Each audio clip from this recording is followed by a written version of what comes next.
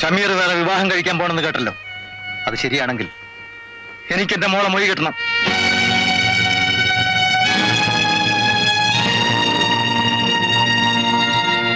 മൊഴിയെല്ലാം വേണ്ടി ഞാൻ അവളെ നിക്കാഹ് ചെയ്തിട്ടില്ല. എന്റെ മോളെ നിന്റെ രണ്ടാം ഭാര്യയുടെ വെപ്പാട്ടിയാക്കാൻ എനിക്ക് സമ്മതമല്ല. അവളുടെ ഇവിടെ ആരുടെയും വെള്ളാട്ടിയാവേണ്ട കാര്യമില്ല. ഷമീറിന്റെ ഭാര്യയായി തന്നെ ഇവിടെ കഴിയും. അത് ഞാൻ കുറെ കണ്ടതാണ്. ഈ വീട്ടിൽ കാല് കുത്തിയതിനു ശേഷം സന്തോഷം എന്താണെന്ന് എന്റെ മോൾ അറിഞ്ഞിട്ടുണ്ടോ? കണ്ണീരൊഴി ഏതെങ്കിലും നിമിഷം അവരുടെ ജീവിതത്തിൽ ഉണ്ടായിട്ടുണ്ടോ? പിന്നെ കൂനുമ കുരുകൂടിയായാലോ? വേണ്ട, ഞാൻ ജീവിച്ചിരിക്കുന്നത് വരെ ഈ നരകത്തിൽ കടന്ന് ബന്ധിതരാൻ ഞാൻ അവളെ അനുവദിക്കില്ല. നൂർജഹാന്റെ നിർബന്ധപ്രകാരമാണ് ഷമീർ വേറെ വിവാഹത്തിന് തയ്യാറായത്. നിർബന്ധമാണെങ്കിൽ ഞാൻ ബാപ്പയുടെ കൂടെ പോരാ. എന്നാലും ബാപ്പ എന്റെ മൊഴി വാങ്ങരുത്. ഒരു ഭാര്യ എന്ന ബഹുമതിയോടുകൂടി മരിക്കാനുള്ള അവസരം ബാപ്പ എനിക്ക് നഷ്ടപ്പെടുത്തരുത്. ബാപ്പ നൂർജി, എന്താ നീ പറഞ്ഞത്? നീ ഇവിടുന്ന് പോകെ. അതിനുവേണ്ടിയല്ല നിന്റെ വാക്ക് കേട്ട് ഞാൻ രണ്ടാം കല്യാണത്തിന് സമ്മതിച്ചത്. ഞാനിവിടെ താമസിക്കുന്നത് ഷീജയുടെ സന്തോഷത്തിനൊരു ഭീഷണിയായിരിക്കും. ഞാൻ കാരണം അവളുടെ ജീവിതത്തിൽ അവസരങ്ങളുടെ ഒരു കൊച്ചു കല്ല് പോലും വീഴാതിരിക്കണമെന്നാണ് എന്റെ പ്രാർത്ഥന.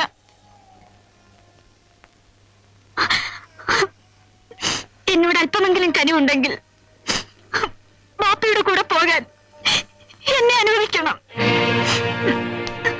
എന്റെ അനുവാദം കിട്ടിയിട്ട് നീ ഒരിക്കലും പോവില്ല. എന്ന് വെച്ചാൽ ഞാനൊരു മൊഴി ചൊല്ലപ്പെട്ട പെണ്ണായി നിത്യദുഃഖിതയായി കാണണമെന്നാണോ ഇക്കയുടെ ആഗ്രഹം? നിന്നെ മൊഴി ചൊല്ലേണ്ട ഒരവസ്ഥ എന്റെ ഈ നാവിന് വന്നുകൂടുകയാണെങ്കിൽ ഈ നാവിൽ നിന്ന് പിന്നീട് ഒരിക്കലും ഒരു കൊച്ചുവാക്ക് പോലും ഈ ലോകം കേൾക്കില്ല.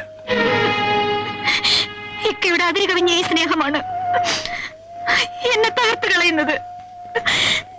എന്നെ ഇങ്ങനെ ഇഞ്ചിഞ്ചായി കൊല്ലാതെ ഒരൊറ്റ നിമിഷം കൊണ്ട് കഴുത്ത് ഞെരിച്ച് കൊന്നിരുന്നെങ്കിൽ എനിക്ക് സന്തോഷത്തോടെ മരിക്കാമായിരുന്നു. തലോടിയ കൈകൾക്ക് നിന്നെ കൊല്ലാനുള്ള കരുത്തില്ല നൂർജു. നിനക്ക് നിന്റെ ബാപ്പയുടെ കൂടെ പോണം, അതല്ലേ വേണ്ടോ? എന്റെ ആഗ്രഹം തന്നെ നടക്കട്ടെ.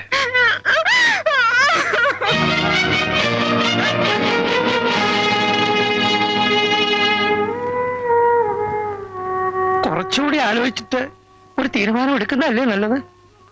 ഇല്ലളിയ, എന്റെ ആലോചനകളെല്ലാം അവസാനിച്ചു കഴിഞ്ഞു.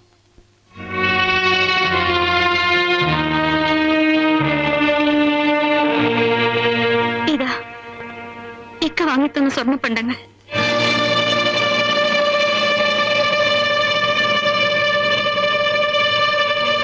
ഞാൻ മനസ്സിൽ കണ്ടത് നീ പ്രവർത്തിച്ച് കാണിച്ചു മോളെ.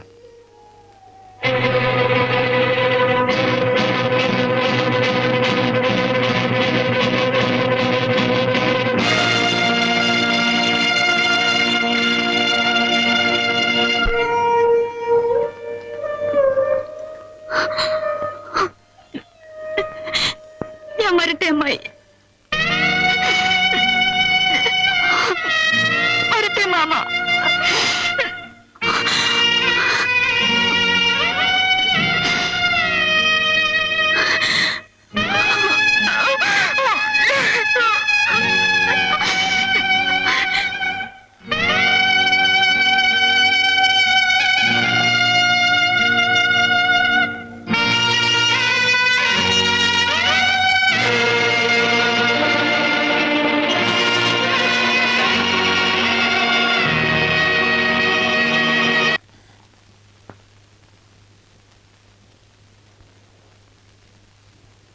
മോനെ,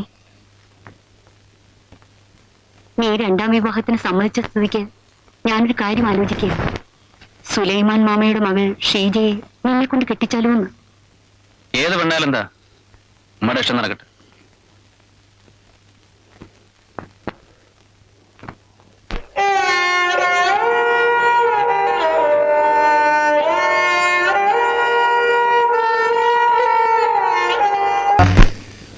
ഈ കല്യാണത്തിന് നൂർജഹാന്റെ സമ്മതമില്ലേ?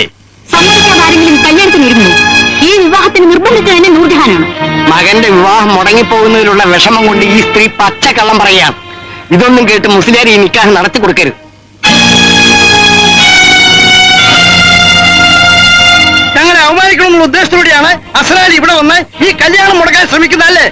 എന്റെ അളിയനെ അപമാനിക്കണമെന്ന് എനിക്ക് ലെവലേശ ഉദ്ദേശമില്ല. നല്ല ഉദ്ദേശത്തോടെയാണ് അസനാലി ഇന്ന് തയ്യാറായതെങ്കിൽ വീട്ടിൽ വന്ന് വിവരം പറയാമായിരുന്നില്ലേ? ഞാൻ മനഃപൂർവ്വം വരാതിരുന്നതാണ്. ഞാൻ അവിടെ വന്നിത് പറഞ്ഞാൽ ആരും ചെവിക്കൊള്ളൂലെന്ന് എനിക്കറിയാം. പ്രത്യേകിച്ച് അളിയന്റെ ഉമ്മ, അതായത് എന്റെ അമ്മായി.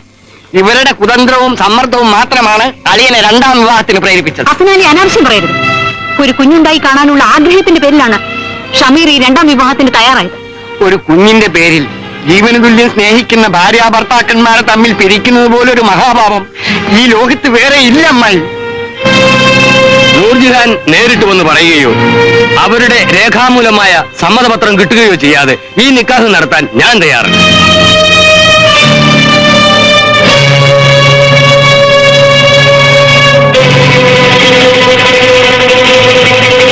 ദേവിയിലാരും പോലെ എല്ലാരും ഇരിക്കും. കല്യാണം ഇപ്പൊ നടക്കും. എല്ലാരും ഇരിക്കും. എല്ലാരും ഇരിക്കും. ക്ഷമിക്കണം. നീ എന്തിനാ കരയുന്നേ? ഇതൊന്നും കേട്ട് നീ വിഷമിക്കണ്ട. ഒന്നല്ല 1000 അസനാലിമാർ ഒരുമിച്ച് വന്നാലും ഈ കല്യാണം നടക്കാതിരിക്കാൻ പോകുന്നില്ല. മോള് കരയാതെ. പോലെ മുസ്ലിയാരെ നൂർജാൻ ഇപ്പൊ ഒരു മുന്നിലിരിക്കേ. ആകെ നാണക്കേടായിപ്പോയി. ഇനി എങ്ങനെ മനുഷ്യരുടെ മുഖത്ത് നോക്കും? ഇതിൽ എന്താണ് ഇത്ര നാണക്കേട് വിചാരിക്കാൻ? എത്ര കല്യാണങ്ങൾ പന്തലിൽ നിന്ന് തെറ്റിപ്പിരിഞ്ഞു പോകുന്നു. ഇവിടെ അങ്ങനൊന്നും സംഭവിച്ചില്ലല്ലോ. എന്റെ പേര് റംല എന്നാണെങ്കിൽ ഇവിടെ വെച്ച് തന്നെ ഈ നിക്കാഹ് നടക്കും. നീ നോക്കിക്കോ. ഈ മൊയ്തീൻ കുട്ടിയെ പറ്റിക്കാന്ന് വിചാരിച്ച കാര്യം നേരെ രൂപ പോയിട്ടില്ല. നമ്മളെ 3% വരാണ്ട് നടത്താൻ നോക്കിയ കല്യാണമാണിത്. പടച്ചോൻ വിടുക. എന്ത് മുടി കിട്ടി? ഒന്നും മുടി കിട്ടിണ്ടാവില്ല, എനിക്കറിയാത്. നീ ഇങ്ങനെ കൊച്ചുകുട്ടികളെ പോലെ പെരുമാറിയാലോ എല്ലാത്തിനും ഒരു പരിഹാരം ഉണ്ടാവും. നീ വിഷമിക്കാതിരി.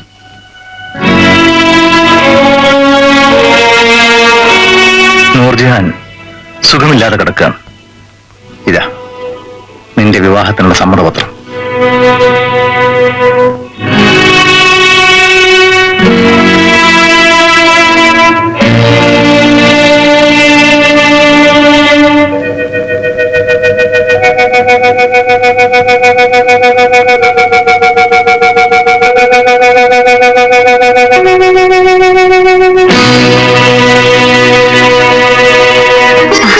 ഇനി കല്യാണത്തിനുള്ള തർക്കങ്ങളെല്ലാം നീങ്ങില്ലേ? വന്നാട്ടെ, നിക്കാഹ് ഇനി താമസിപ്പിക്കണ്ട. പക്ഷെ ഒരു കാര്യം, നിക്കാഹ് നടക്കുന്നതിന് മുമ്പ് ഷമീർ ഒന്ന് മനസ്സിലാക്കണം. നൂർജഹാൻ പ്രസവിക്കില്ലെന്ന കാരണത്താലല്ലേ നീ ഇപ്പൊ രണ്ടാം വിവാഹത്തിന് തയ്യാറായത്? എന്നാൽ നൂർജഹാൻ പ്രസവിക്കും. മാസം തികഞ്ഞ് തന്നെ അവൾ പ്രസവിക്കും. നൂർജഹാൻ മാസം തികഞ്ഞ് തന്നെ പ്രസവിക്കുമെന്ന് മാമയുടെ ആരാ പറഞ്ഞേ? പറഞ്ഞത് ഞാൻ തന്നെ. ജീവിതകാലം മുഴുവനും നൂർജഹാൻ ഒരു അമ്മയിടാൻ കഴിയില്ലെന്ന് ഞാൻ ഒരിക്കലും ആരോടും പറഞ്ഞിട്ടില്ല. ആ സ്ത്രീയുടെ ഗർഭപാത്രം വീക്കാണ്. അതുകൊണ്ട് 5-6 മാസം കൂടുമ്പോൾ ഗർഭം അലസിപ്പോകും. എന്നാൽ വിദഗ്ധ ചികിത്സ നടത്തിയാൽ ആ വീക്ക്നെസ് മാറ്റിയെടുക്കാൻ സാധിക്കും. അതിനുശേഷം അവർ മാസം തികഞ്ഞ് പ്രസവിക്കുമെന്നാണ് ഞാൻ പറഞ്ഞത്. കൂടെ ഗർഭം അലസാൻ ഇടവന്നാൽ അവരുടെ ജീവന് തന്നെ ഹാനികരമാണെന്നും ഞാൻ മുന്നറിയിപ്പ് നൽകിയുണ്ടായി. ആരുടെയോ സ്വാർത്ഥ താല്പര്യത്തിന് വേണ്ടി എന്റെ വാക്കുകൾ വളച്ചൊടിച്ചതാണ്.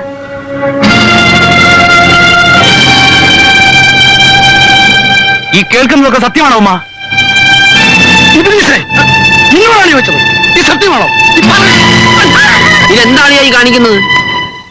അന്ന് അജ്മീറിലേക്ക് നേർച്ച നേരേണ്ടെന്ന് ഉമ്മ പറഞ്ഞതിന്റെ കാരണം ഇപ്പൊ എനിക്ക് മനസ്സിലായി. എന്റെ നൂർജുവിന് ഒരു ഉമ്മയാകാൻ കഴിയുമെങ്കിൽ ഈ വിവാഹത്തിന് ഞാൻ സമ്മതിക്കില്ല.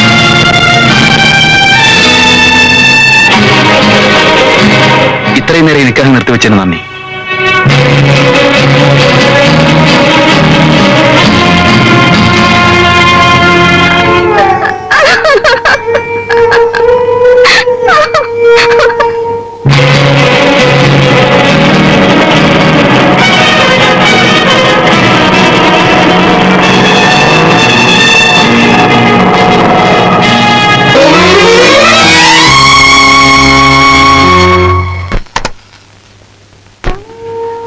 എല്ലാ അലകളും മുറിച്ച് ഞാൻ എത്തിയിരിക്കുന്നു നൂർജു.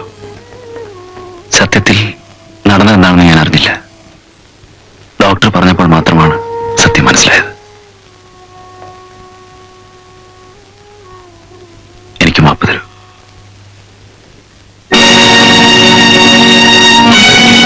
ജോർജി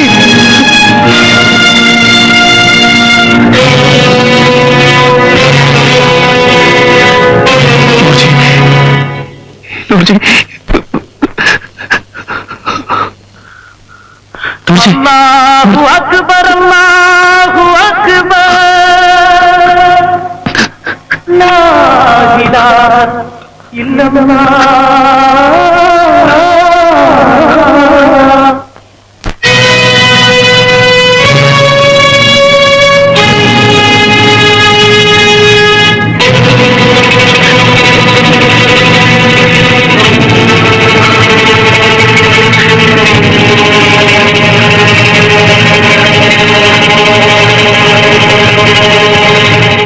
പോയി മാമ.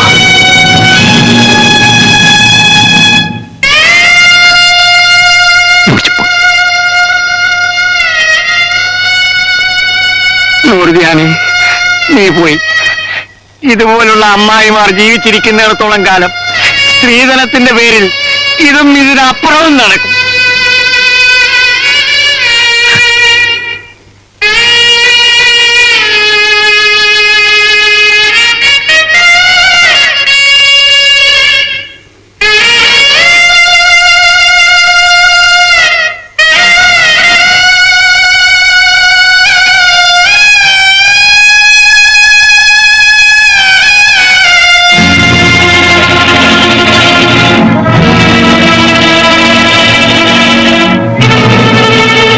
മാമ, നൂറുദിയാൻ പോയി.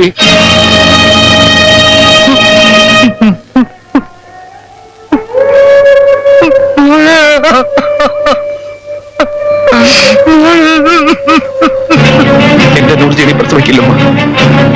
ഒരിക്കലും പ്രസവിക്കില്ല. ഒരിക്കലും പ്രസവിക്കില്ല. ഒരിക്കലും പ്രസവിക്കില്ല.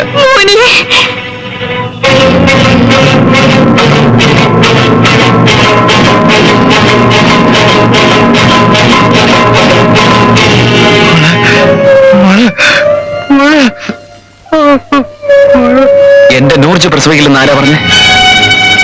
എന്റെ നൂർജ പ്രസവിക്കില്ലെന്ന് ആരാ പറഞ്ഞത്? ആരാ പറഞ്ഞേ? ആരാ നിങ്ങളുടെ മോൻ? ആരാ നിങ്ങളുടെ മോനെന്ന് പറയിക്കും ഞാൻ. മോനെ